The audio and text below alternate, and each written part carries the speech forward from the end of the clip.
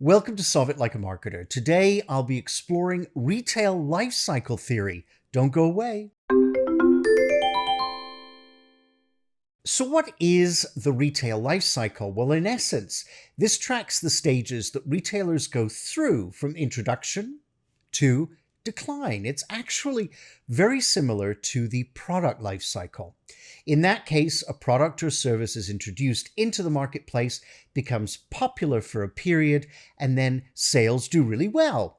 Then after sales plateau, they begin to fall as competitors take over the market, usually with similar products that are more competitive in price or function. Now, with the retail life cycle, this comprises 4 distinct stages based on the sales and profit growth experienced during each stage. So let's take a look at these 4 stages. We begin with the introduction stage, also known as the innovation stage, also known as early growth, also known as emerging, just to make things confusing. This stage is pivotal as retailers begin by creating awareness through advertising and word of mouth, especially on social media. Now, here they may offer discounts and competitive pricing to tempt customers to shop with them. They'll begin targeting early adopters and influential market leaders. For example, retailers may offer free product reviews to bloggers in the market. Now, bear in mind that their brand is new, and although profits may be initially low due to expenses and a lack of consumer familiarity with the brand, there is tremendous opportunity for growth. Now, a great example of the introduction or emerging stage is Amazon's new grocery store, Amazon Go. What if we could weave the most advanced machine learning, computer vision, and AI into the very fabric of a store so you never have to wait in line? No lines, no checkouts, no registers. Okay, I do admit I get a kick out of watching this commercial. It kind of feels like people are just stealing things, but that's just me.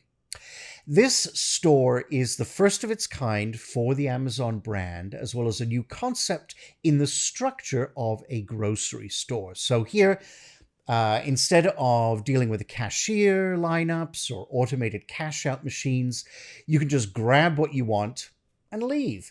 And the app on your phone logs everything for you. Pretty cool. Let's move on to the growth stage. So now firms need to capitalize on growth to extend product sales from small retailers to big supermarkets. Now, firms can now switch their marketing tactics from niche areas to a more mass market. They can also adapt to consumer feedback and offer new features, better consumer support, and begin that all-important two-way dialogue online with their customers. Now is the time to begin expanding the retail store, adding additional locations, and even expanding into other markets. Some owners may choose to sell their businesses at this time to corporations to continue that development. Next, we hit maturity. So here is when we arrive at peak market penetration. So things level off.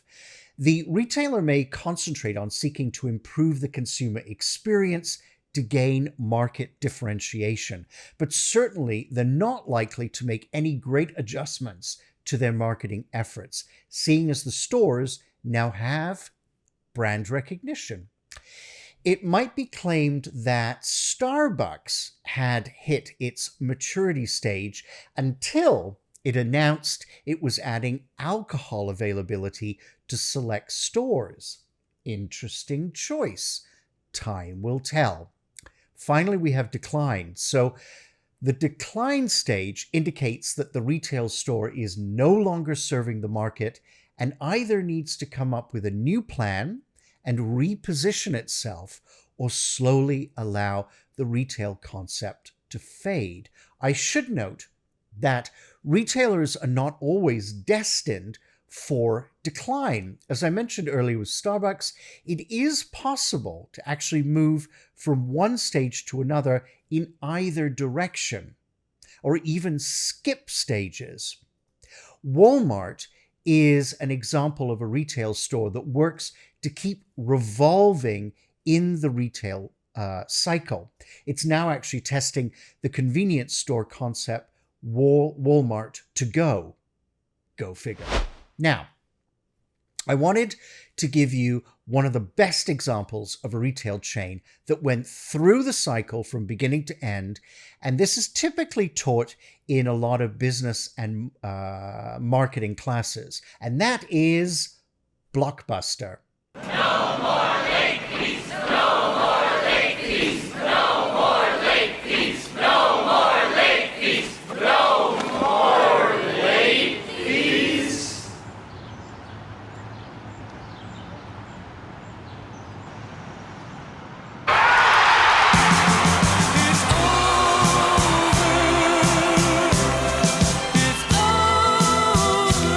Someday, you'll remember where you were when you first heard that there are no more How late fees. funny. Late fees. I'd almost forgotten. Anyway, in 1985, Blockbuster opened its doors, bringing movie rentals to millions of households. I remember it well.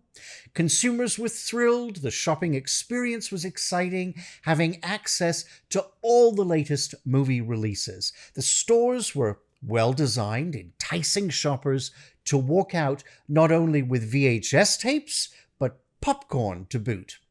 Blockbuster had a good run from its introduction, growth, maturity of growing store locations throughout the 1990s across North America and beyond.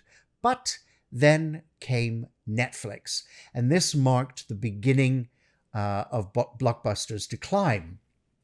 No longer did people want to travel to a store when they could just watch a flick from the comfort of their own home.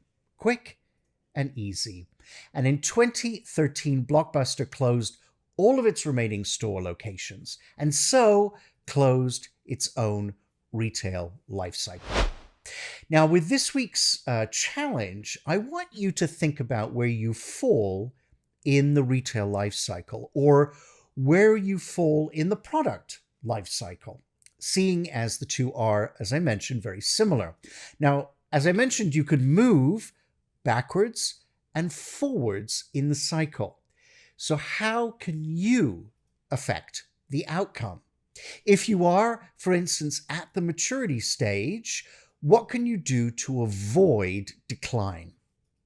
Maybe introduce a new innovation in your product or service which entices those early adopters. Now, in today's day and age, it is becoming increasingly difficult to be in retail. Gone are the days when you can rely purely on brick and mortar, engaging with consumers to visit your store for that in-person experience. Now, you must balance online options and somehow personalize these. You need to be engaging with your patrons on social media in a two-way dialogue. Your customers have to feel part of something, connected, literally and figuratively. It's not easy. Now, this is why it's important to have a robust marketing plan that covers the gambit of touch points with your consumers.